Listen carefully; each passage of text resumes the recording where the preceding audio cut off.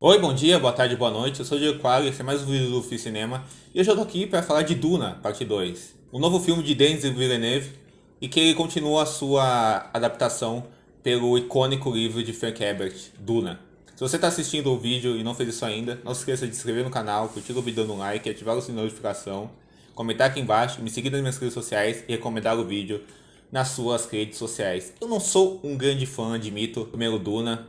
Eu acho que é um filme onde o Denis Villeneuve fica travado dentro do seu desejo de adaptar da forma mais fiel possível o livro do Frank Herbert. E não tem nenhum problema a priori ele fazer uma adaptação fiel do livro. Eu acho que a grande questão é que ele fica tão devoto àquele universo que ele nunca avança cinematograficamente falando, sabe? Ele fica sempre usando artimanhas de direção de arte, figurino, fotografia, enquanto segue aqueles personagens que ficam vomitando mitologia pra você, ao invés de realmente se deslumbrar por aquele mundo ou por aquelas figuras. É tudo filmado e registrado e narrado de forma muito apática. Eu acho que visualmente é um filme muito morno, muito morto, muito estéril. Eu entendo o que ele quer fazer, essa coisa de ficção científica sisuda e tal, mas eu acho que ele é muito tom, muito peso dentro disso, essa alta importância do peso, mas muito morto de como ele usa esse aspecto cinza no filme dele, assim.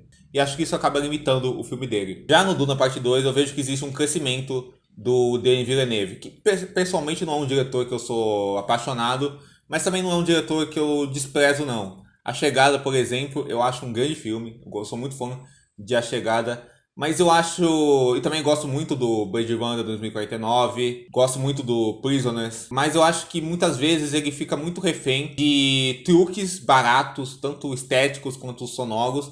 E muito refém de um peso sisudo que eu acho que ele cria de maneira muito artificial. Numa demonstração de autoria e de técnica que eu acho muito rasa. Eu acho muito superficial. E acho que isso acabou rolando no da parte um e ele melhora um pouco isso no da parte 2.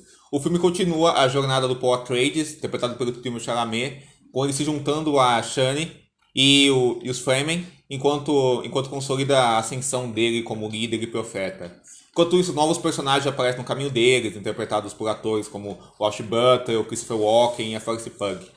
A trama vai ganhando novos contornos e o Villeneuve, que é o diretor do filme, co-roteirista, o grande comandante dessa jornada, eu acho que melhora o filme anterior e ele ainda mostra uma limitação e consolida a minha ideia dele, que ele é muito melhor em mostrar o que do que o como. No sentido que o filme já começa muito superior ao primeiro filme e vai seguindo assim o tempo inteiro na sequência do Deserto de Areia, que é filmada num colorido fervente. Ele tem sessões de imagens da barriga da mãe do Paul conversando com a irmã dele, que ainda não nasceu, dando uma força imagética muito maior que a mesmice do filme de 2001. Isso tudo pela fotografia do Greg Fleischer, que é um ótimo fotógrafo, que é o fotógrafo do The Batman, por exemplo, apostando em texturas, cores, uma tentativa de poesia imagética que investiga os diferentes espaços daquele planeta, ao invés de apostar numa estética morta e sem graça do primeiro filme. Existem composições deslumbrantes no filme, aqui dentro dessa imaginação que combina diferentes abordagens estéticas e sonoras que vão usando do sol, da escuridão, das sombras, das tonalidades de cor, em sessões de branco e preto, com o branco parecendo um mingual pela dessaturação que ele usa na cena da apresentação do Austin Butler na arena, a areia ultra amarelada, as tonalidades de cor e de ruídos do som a seu favor, como nas cenas do encontro do personagem do Austin Butler com a Léa Seydoux, ou a cena filmada em grande escopo que o Paul doma a criatura do deserto. Agora, é engraçado que parece que existe um senso de deslumbramento por aquele universo, finalmente, ao invés desse disso travado que eu tinha falado do primeiro filme, que antes era só uma demonstração de aspectos técnicos isolados de uma grande escala. Só que ainda assim, esse senso de deslumbramento continua bem limitado e irregular na minha visão. Porque o Denis Villeneuve parece lidar muito melhor com uma ação de grande escopo, com as explosões, com as imagens pomposas, das ruínas, do caos, e soluções visuais e de áudio, que chamam tanto a atenção para si mesmos que talvez passe despercebido o fato que para mim é bem notável como ele se esconde atrás dessa fotografia deslumbrante, da direção de arte muito bem pensada em construir um mundinho próprio, assim como o figurino que acompanha ela, o trabalho de som estridente, a trilha sonora, que é excelente, apesar dela, no uso do filme, parecer meio truqueira para chamar atenção para si mesmo. Porém, na realidade, eu acho que a encenação do Villeneuve é bem comum, em ser um grande fogo de ideias de mise-en-scène de como encenar aquele universo, que saiam do básico de como você filma e organiza a cena.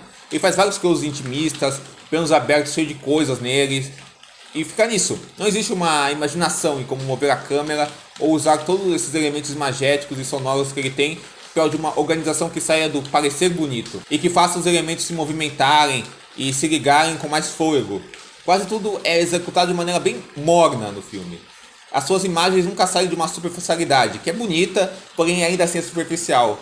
Parece tudo um simples registro de um tweet do One Perfect Shot, justamente porque isso poucas vezes está a serviço da encenação ao seu redor. Eu acho que o Villeneuve tem esse problema mesmo, de tudo nos filmes dele parecer um grande portfólio de cenas bonitas e de um tom solene, e que ele se limita a isso. Ele se limita a mostrar o valor de produção ao invés de colocar esse valor de produção em prol de uma encenação mais robusta, com mais fôlego. Eu acho que ele acerta em conseguir dar mais peso para as questões políticas e religiosas do filme, que é um peso que realmente é sentido.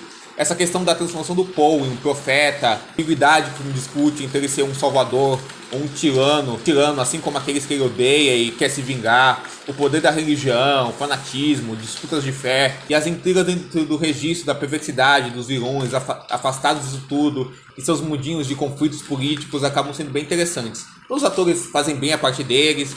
Um destaque para o Javier Bardem, que eu não via bem, então à vontade no filme há muito tempo. O Austin Butler, o Josh Brolin, o Dave Bautista, todos eles têm caracterizações muito divertidas, né?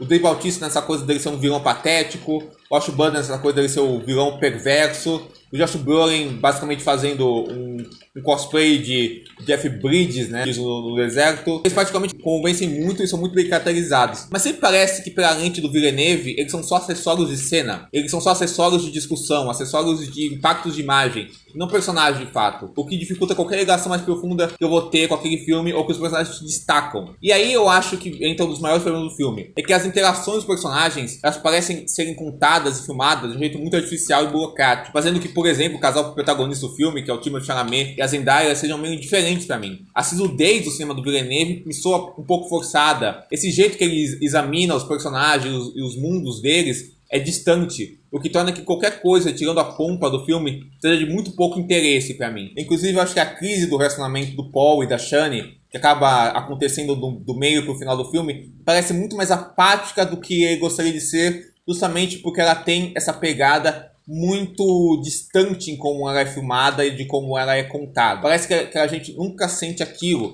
É interessante, como o Villeneuve disse recentemente numa entrevista que causou no Twitter, né? O fato dele ser um cineasta muito mais interessado em imagens e nos sons do que no diálogo e no texto. Mas é bem contraditório como ele enche os seus filmes de diálogos entre seus personagens, explicando todo o funcionamento das suas características, das suas relações, de onde eles estão e para onde eles vão, enquanto eles são acompanhados de toda uma pompa técnica e também o fato deles se preocupar tanto com a dramaturgia dos seus filmes como um espetáculo também, o que deixa claro o quão precário ele é em lidar com essa dramaturgia, fazendo que os momentos desse filme de reviravoltas e revelações de parentesco na trama soem bem jogados. Então, até com a imagem que o Denis Villeneuve quer atingir tanto, até com o som que ele quer atingir tanto, parece que não tem um comprometimento de fato. Parece que o Villeneuve ele é um cara que só entende a superfície das imagens, a superfície bonita das imagens do que elas são, mas realmente não se aprofunda nelas. Do mesmo jeito que, por mais que ele entenda que cinema é muito mais do que diálogo e de texto, é muito mais do que uma narrativa tradicional, ele ainda cede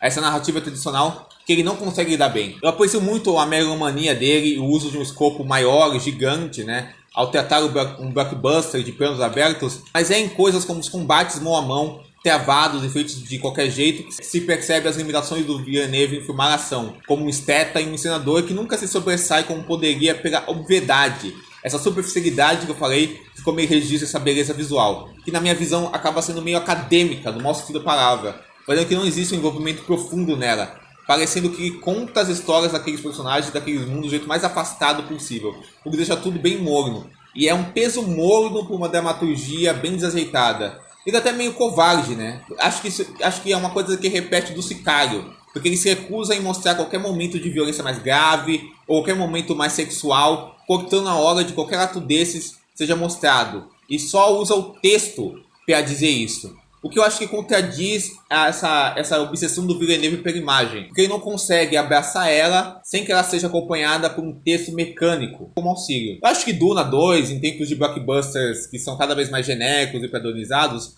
é bom ver um filme dessa escala, desse dinheiro, com ambições mais profundas, inventividades técnicas, com a visão de um autor, um desejo de capricho e preocupação visual. Eu só acho uma pena que o Villeneuve seja muito limitado em dar conta de tudo isso. Mas pelo menos é um filme que é melhor que o padrão do que vemos de blockbuster, mesmo alcançando o paraíso que ele tanto fala. Eu aprecio o filme, acho que ele é melhor do que o filme de 2021, mas é uma apreciação que nunca sai da distância e entra de fato em algum envolvimento com ele.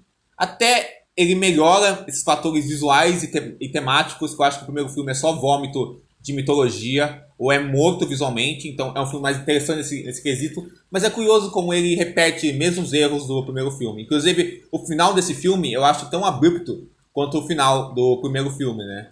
E acho que ele já deixa um rastro para uma continuação, caso o filme faça sucesso. Esse foi mais um vídeo do Fiz Cinema. Se você não fez isso ainda, não se esqueça de se inscrever no canal, curtir o vídeo no like, ativar o sininho de notificação, comentar aqui embaixo, me seguir nas minhas redes sociais, comentar o vídeo nas suas redes sociais.